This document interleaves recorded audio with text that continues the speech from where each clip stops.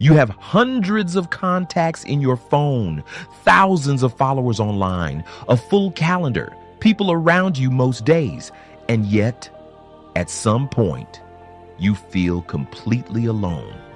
If that sounds familiar, you are not broken. You are part of the largest hidden epidemic on the planet. And nobody is talking about it honestly. 1 in 6 people worldwide experiences persistent loneliness, according to the World Health Organization's landmark 2025 report. That is over 1 billion people.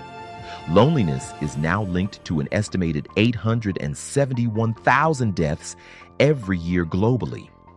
More people die from loneliness than from many of the diseases we fund billions to cure.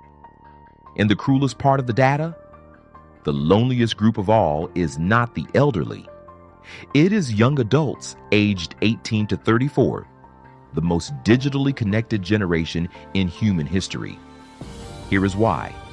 And this is the part most people get wrong. Loneliness is not about how many people are around you. It is the gap between the connection you have and the connection you actually feel.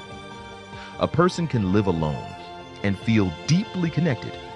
A person can be surrounded by colleagues, family, and friends at every moment and feel utterly alone.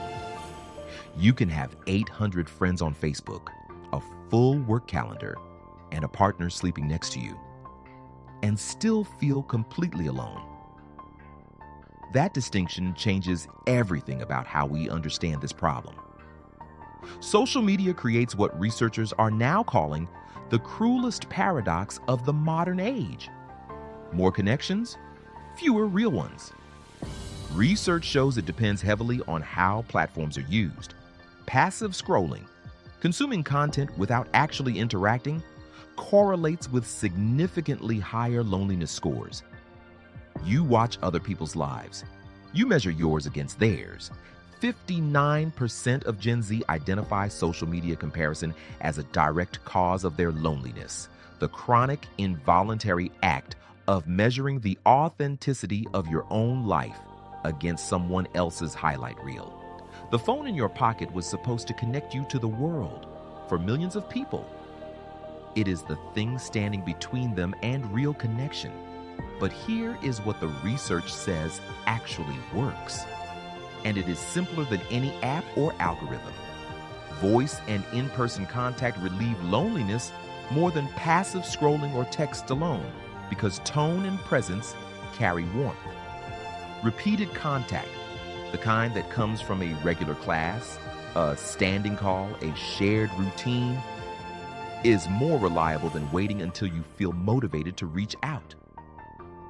Researchers in 2026 are noting a cultural counter-movement they are calling friction maxing, a deliberate rejection of the frictionless digital life in favor of in-person experiences that require physical presence. People actively seeking out classes, community events, analog hobbies, not because they are anti-technology, because they recognize that seamless digital convenience left them stimulated, but profoundly disconnected. The fix is not complicated. It is uncomfortable. There is a difference. Loneliness is not a character flaw. It is not weakness. It is a biological signal. The same system that tells you when you are hungry or cold, telling you that something essential is missing. The world built the most sophisticated communication infrastructure in human history. It just forgot to ask whether we were actually communicating.